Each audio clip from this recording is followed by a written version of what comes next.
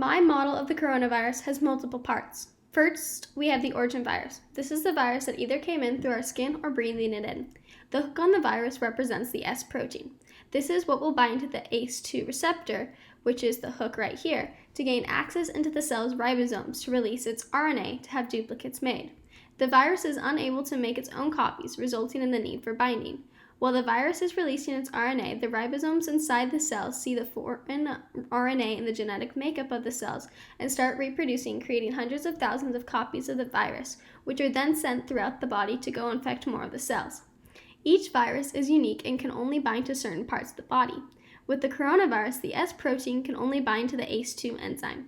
This enzyme breaks down angiotensin, which causes the blood vessels to dilate, which lowers blood pressure.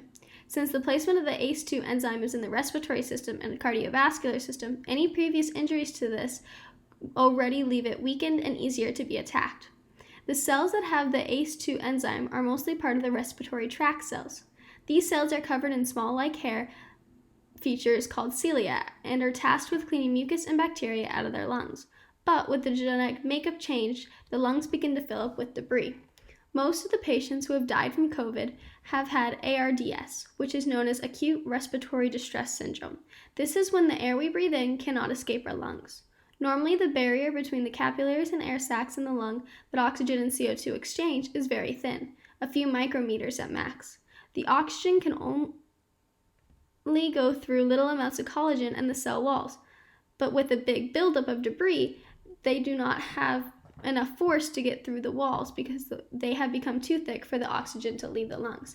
This ends up leading to organ failure and can cause major stress on the heart when not enough oxygen can reach it. To eliminate this virus, a vaccine must be made. A vaccine enters the body and helps create antibodies that will bind to the S protein, changing the shape to eliminate connecting to ACE2 enzymes, stopping the reproduction of the virus.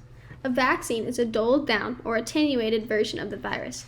It has enough of the virus that the body can trigger the creation of active immunity without getting the person sick from the coronavirus.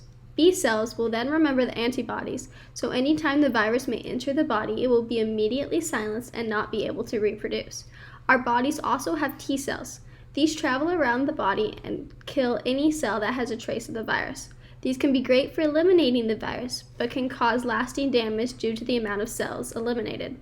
T cells' memory is not long-lasting, so it is important to have antibodies stored up and remembered in the B cells.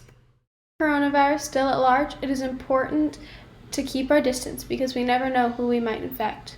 People who have lung and heart disease, diabetes, HIV, people who are pregnant, and people who are in old age are at higher risk, and we need to protect them. Their organs are already working harder than the normal person's, so when they get COVID-19, their organs have to work even harder than the high intensity they are already working at. This causes the organs to shut down and fail due to the high intensity of the conditions that their body is putting them through. Therefore, we need to protect the older and sicker people. So, when you go outside, make sure to wear your mask.